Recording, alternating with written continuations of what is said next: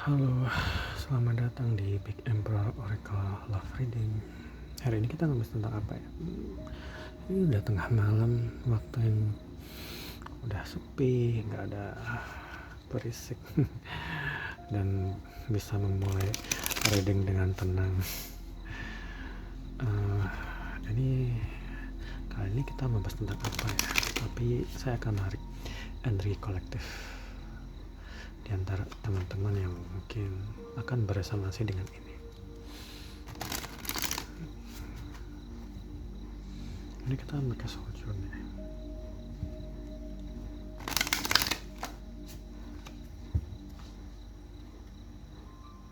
Empati.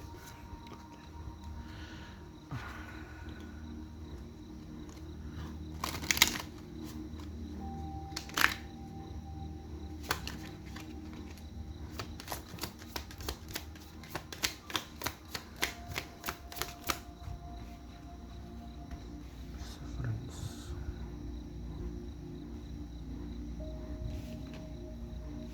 Hope and empathy. Perseverance. Imagination. Dan grief.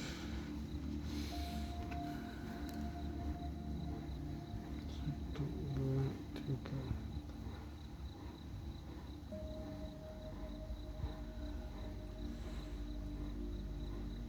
Oke. Ini entah kenapa kita kayaknya nggak akan ngebahas tentang hubungan percintaan ya, tapi ini lebih ke teman-teman yang mungkin saat ini mungkin berjuang sendiri, entah sebagai orang yang merantau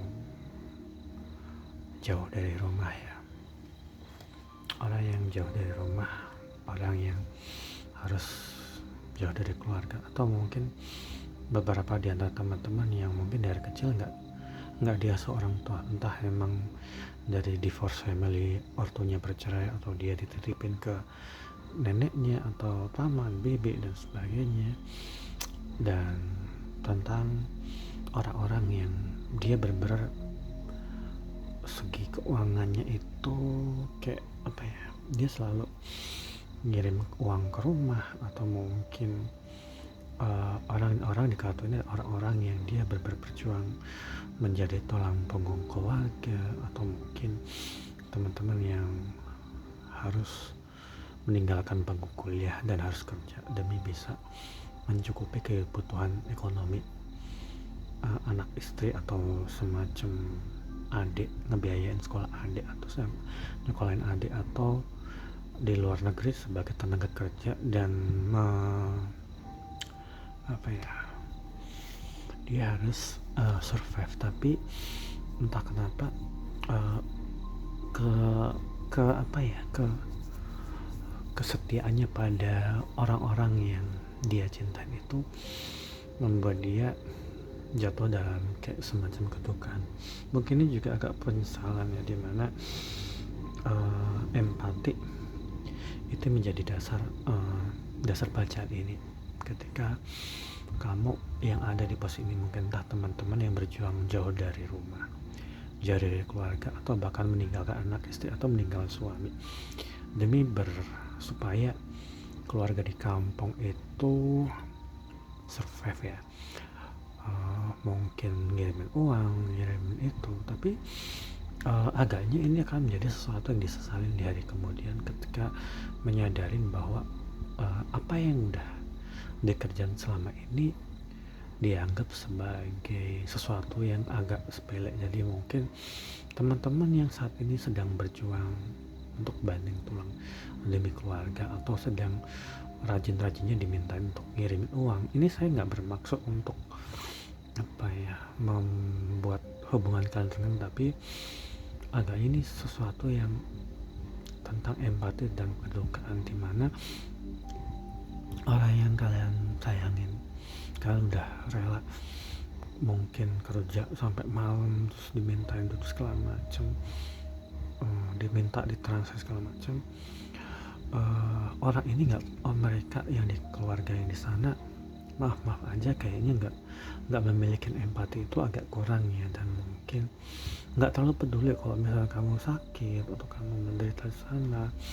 Dan ini menjadikan bahan kedukan, kayak menyesal banget ya, kenapa ya gue ngirim uang, kenapa ya gue nggak mengutamakan diri sendiri. Karena nggak semua orang yang kita benar-benar perjuangan itu nggak menghargai itu gitu. Entah mungkin ada something, misalnya uangnya dipakai untuk foya-foya, uangnya harusnya untuk nyekolahin anak, ternyata mungkin sama family-nya dipakai buat apa gitu. Atau mungkin harta mungkin ini juga tentang orang yang sedang dalam proses meninggalkan warisan, tapi sesuatu yang disebut warisan itu sepertinya dipakai untuk sesuatu yang nggak jelas gitu, sehingga mungkin pada akhirnya berantem ya. Dan ada kemungkinan besar beberapa di antara teman-teman yang ini sepertinya memutuskan hubungan keluarga, atau nggak lagi akrab gitu. Saya kayak dapat gambaran, mungkin kayaknya ini udah umum ya, kayaknya agak banyak terjadi, orang-orang udah mulai speak up, dimana seseorang yang membantu orang lain, tapi ketika dia dalam kesulitan, family-nya itu nggak peduli gitu. Atau bisa juga entah uangnya harusnya buat bangun rumah, dipakai buat foya-foya, akhirnya pas pulang ke rumah ternyata kok zong banget, kalau nggak ada itunya hasilnya gitu. Atau mungkin akunya sih mau dibuat buat biaya sekolah atau segala macam sama anaknya, tapi sama anaknya ternyata buat foya-foya segala macam. Orang yang di luar negeri ini, atau ini nggak selalu luar negeri, mungkin di luar kota ya, kita udah merantau ke kota gitu, tapi yang di kampung ya gitulah, ini sesuatu yang nggak menyenangkan sebenarnya. Dan ini juga perseverance sama ini juga mencerminkan hal seperti itu. Lagi-lagi kita akan selalu diingatkan untuk menjaga mental health kita ya. Ini tentang nggak selalu tentang kesehatan secara fisik, tapi ini juga lebih ke kesehatan mental juga, dimana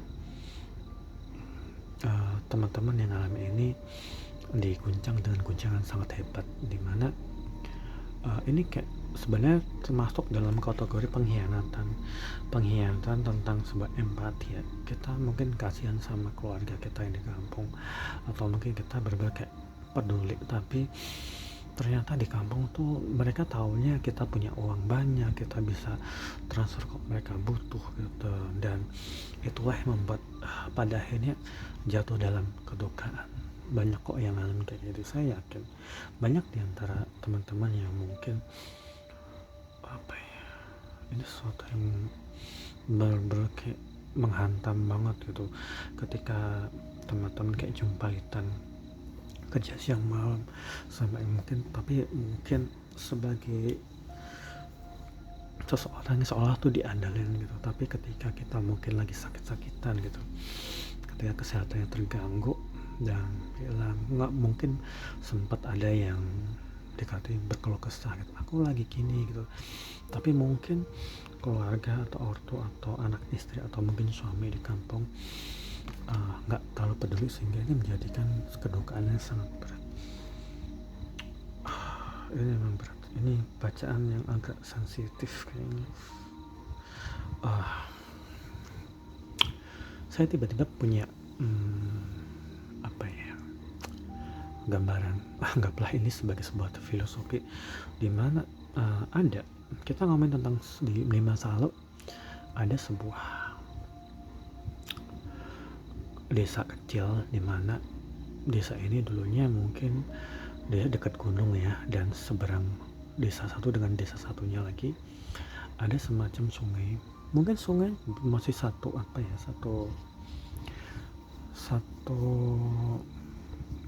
dibelah dengan sungai yang masih satu jengkal ya, masih satu tuh, sehingga ketika orang-orang itu di desa satunya lagi masih kosong tanah itu, untuk melalui itu dengan melalui sungai, mereka tuh cuman buat mengambil kayu-kayu bakar, sesuatu yang mungkin bebatuan, atau yang ngambil ikan di sungai gitu kan. Dan sampai suatu ketika beberapa keluarga memutuskan untuk menyeberangi sungai dan dia ingin membangun rumah di desa seberang. Nah, itu telah terjadi dan secara bertahap keluarga ini akhirnya udah menyeberangi sungai. Tapi lama-lama sungainya karena sering dikeruk ya, sering diambil pasir dan segala macam, dia udah mulai semakin dalam. Mungkin lama-lama satu tumit, lama-lama dia satu lutut ya, dan lama-lama mungkin satu pinggang gitu kan. Dan suatu ketika airnya udah semakin lama semakin deras ya, karena mungkin aliran dari gunung udah mulai nyatu gitu kan. Sungai itu menjadi semakin jadi sungai jeram, dan orang-orang yang tadinya menyeberangin sungai dan mereka udah pindah, mereka emang udah selamat, karena aku udah pindah menyeberangin sungai kan. Dan di tahun-tahun berikutnya dan tahun-tahun berikutnya ada orang yang menyeberangi sungai mungkin memakai perahu atau sampan gitu yang masih sederhana, atau mulai membangun jembatan kecil-kecil segala macam, tapi mungkin jembatannya sempat roboh sampai suatu ketika ini semakin dalam dan semakin dalam sedada orang dewasa, sampai akhirnya itu sungai itu dalam. Dan singkat cerita, dua desa ini terbelah sama sebuah sungai yang semakin lebar dan semakin lebar. Karena sungai ini juga dekat sama ini ya. Ini ada sebuah perumpamaan di mana seseorang digambarkan menyeberangi sungai dari satu desa sini ke sini. Orang-orang sini selalu bilang, kamu nyebranglah sungai, kamu akan selamat, kamu akan hidup nyaman. Dan karena mereka udah di sini duluan dan mereka sebagai perintis ya. Tapi orang-orang di desa ini tahu bahwa ketika kita mau nyeberangin sungai udah jadi sungai jeram yang sangat dalam dan arusnya sangat deras, nggak akan bisa survive. Tapi orang-orang ini akan selalu memberikan gambaran bahwa itu mudah, itu bisa dilewatin. Ini buktinya kita udah sempat lewat, karena mereka udah lewat dan mereka udah sempat bikin perahu juga ke situ. Tapi orang-orang di sini tahu, orang-orang ini mencoba melewatin arus yang sangat deras itu, dan banyak yang nggak selamat. Ini sebagai bentuk contoh bahwa entah kenapa aku tiba-tiba cerita gitu. Ini sebagai bentuk contoh ketika kita mungkin sebagai seseorang yang melihat orang lain sukses ya. Ini kayaknya ceritanya mungkin nggak terlalu related sama itu, tapi anggaplah itu akan related ketika orang mungkin harus pergi ke luar negeri atau pergi ke luar kota merantau segala macam, atau memulai sebuah usaha yang seolah-olah emang ada orang lain loh yang udah berhasil. Tapi ternyata ketika orang itu ngejalanin hal itu sekarang, itu bukan sesuatu yang bisa dilalui dengan mudah. Kenapa demikian? Karena orang-orang yang udah menyeberang duluan itu, kondisi sungainya itu masih satu tumit gitu, bisa dilewatin dengan lebih gampang. Karena belum banyak orang yang mau melewatin, dan waktu itu sungainya masih kecil. Ini ibarat kayak seperti itu. Ketika kita memulai usaha atau kita memulai suatu petualangan, kita merantau. Kenapa saya bilang petualangan? Orang-orang dulu lebih survive loh. Orang-orang dulu yang sebelumnya sebagai pionir lebih survive karena mereka belum ada banyak kompetitor, belum ada semacam halangan segala macam. Ini juga akan related sama teman-teman yang menjalani sesuatu yang seperti mungkin trading atau kripto atau bisnis MLM atau kayak semacam itu. Saya nggak mendeskripsikan ya, tapi kebanyakan dari kita udah dalam posisi kita mau menyeberangin sungai yang udah sangat dalam dan arusnya udah jadi arus jeram yang sangat berbahaya. Tapi orang-orang yang udah di seberang itu sebagai pionir ya, sebagai orang yang lebih dulu akan ngomong, udahlah kita udah bisa segala macam. Tapi teman-teman yang menjadi downline atau orang bawahnya, mereka udah tahu kalian nggak akan bisa selamat. Paling selamat pun babak belur gitu istilahnya gitu. Ini kayak sebagai pengingat bahwa ini mungkin nggak akan related, tapi bisa juga related sama ini. Ini sebagai pengingat bahwa apapun usaha yang kita lakukan pada suatu bidang, memang kita tahu ada orang yang akan survive atau benar-benar kayak menjadi orang yang sukses atau segala macam. Tapi kita harus ingat support sistemnya, support sistem kita gitu. Kalau orang itu disupport, itu ibarat dia masih menyeberangin sungai, dia dalam kondisi masih sungainya masih satu tumit gitu atau masih satu lutut, tapi dia udah mau nyebrang dan dia juga mungkin punya peralatan dan didukung orang-orang gitu. Tapi kondisi orang-orang yang merantau ini, mungkin kita ini yang sedang berjuang sebagai generasi sandwich ya, kata orang-orang, itu udah dalam kondisi kita mau menyeberang, arusnya udah sangat tinggi, udah dalam banget sungainya ya sih, dan kita mungkin gak akan survive kecuali kita berjuang banget gitu. Tapi kadang-kadang kita lupa bahwa untuk menyeberangin sungai atau menyeberangin kesulitan itu supaya kita bisa survive dan menjadi pionir di pulau seberang, kita memang harus ingat bahwa gak semua dari kita punya support system yang sangat kuat. Gak semua orang dari kita memiliki keluarga yang komplit, yang mau mensupport, yang mau mengerti kesulitan kita segala macam. Makanya kita balik lagi ke sini, di mana seseorang mungkin berada dalam keluarga yang mungkin gak terlalu punya empati, orang yang mungkin ada dalam toxic family ya, di mana entah anak istri atau suami atau ortu ya, bisa juga, atau bisa juga anak ya.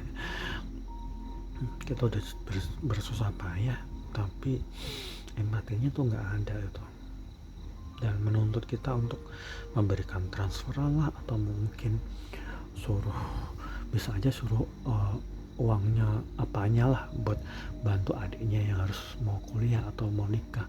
Ayo ini dibantu, mending kamu jualan itu aja, kamu kan bisa. Kita sering kok dengar kayak gitu, dan ini kebetulan ada dalam keluarga yang empatinya nggak ada, kurangnya, sehingga teman-teman juga pada akhirnya merasa menyesal karena kenapa ya aku ngelakuin hal kayak gitu. Nyadarin mungkin agak terlambat ya, tapi mending ya daripada kita nggak pernah nyadar ini. Makanya kita harus punya tekad yang sangat kuat supaya kita ingat jangan sampai mental health kita terganggu karena orang-orang ini. Dan di sini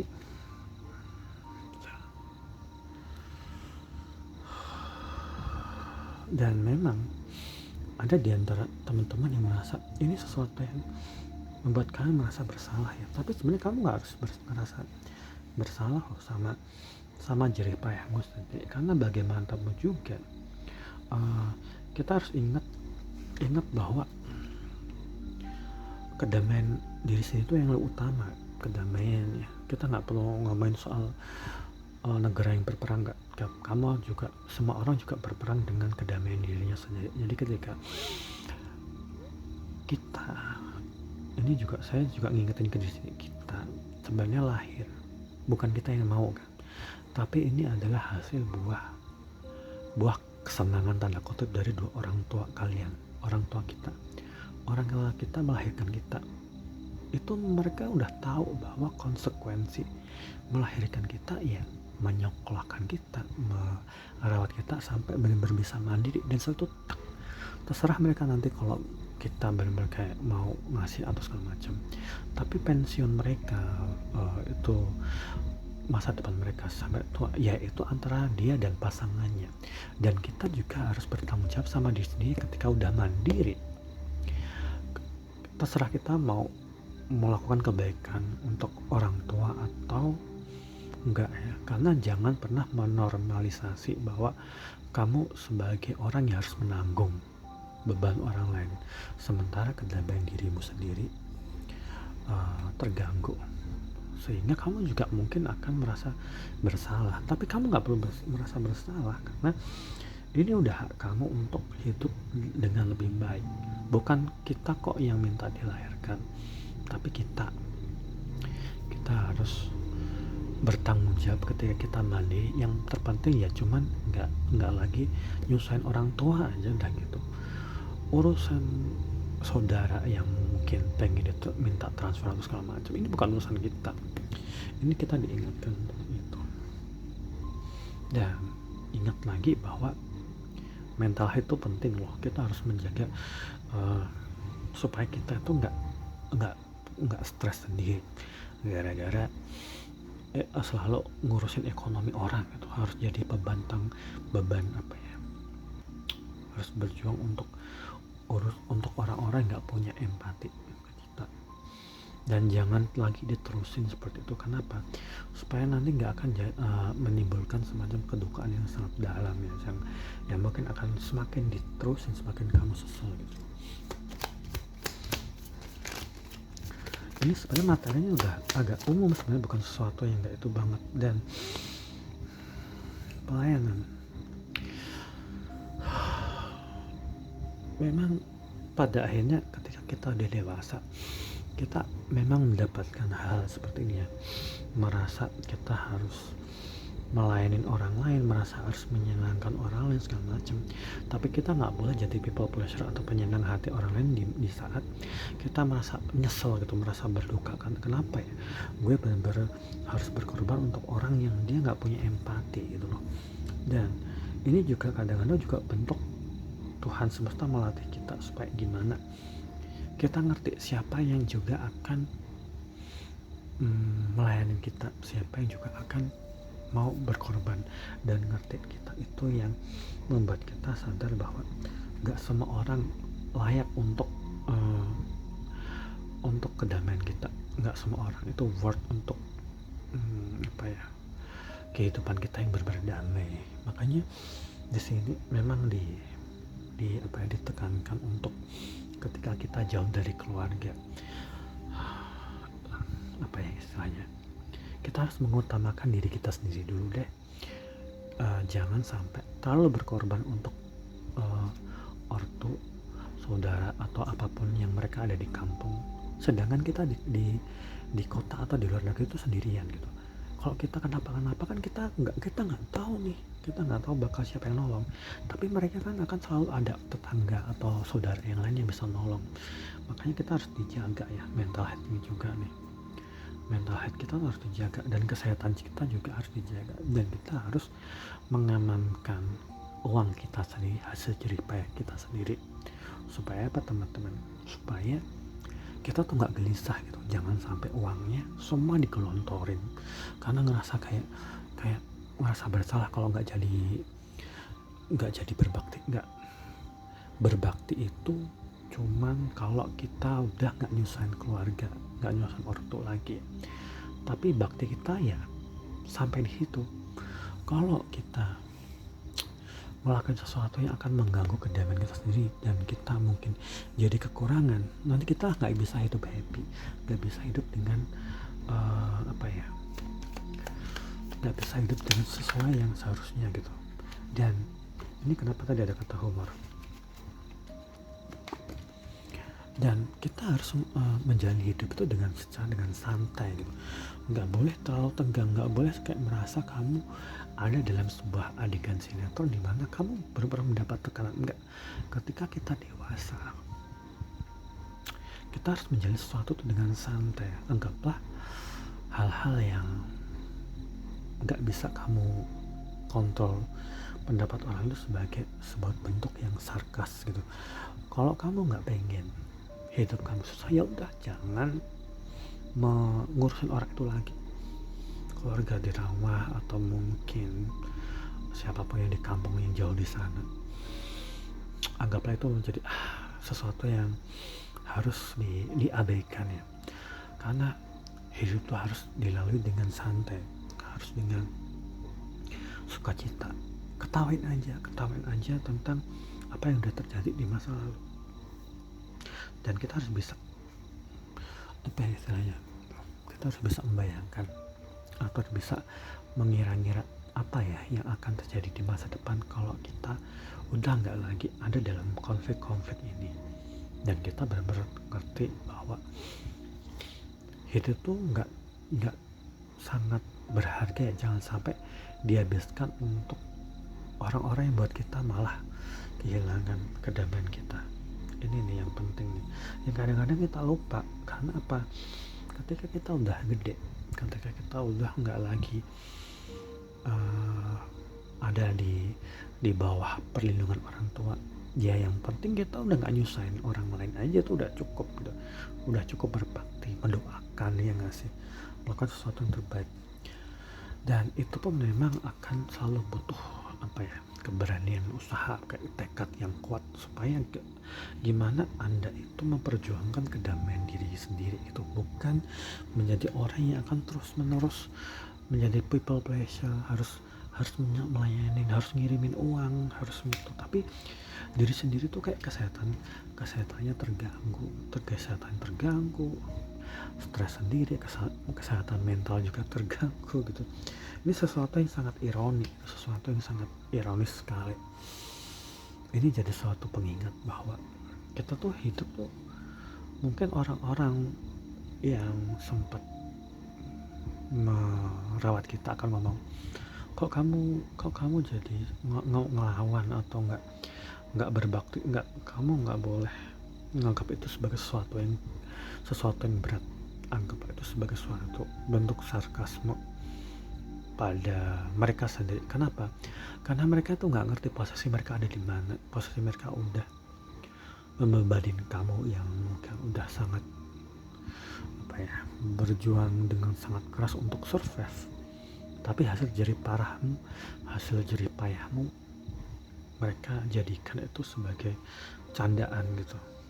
Dan kamu memang butuh tekad yang kuat untuk mungkin harus memutuskan hubungan yang sangat toksik itu, daripada pada ini di masa depan kamu sesalin kamu udah kayak jadi kerja paksa, kayak udah kerja di yayasan yang kamu gajinya dipotong terus, tapi kamu hasilnya nggak sama kamu gitu. Dan biasanya ada beberapa teman-teman yang ngalamin ini, nantinya pada akhirnya pas udah sampai kampung, entah rumah yang harusnya duit yang dikirim cuma buat di rumah, buat dibangun rumah atau mungkin biar anak sekolah, tapi hasilnya nggak ada sama sekali.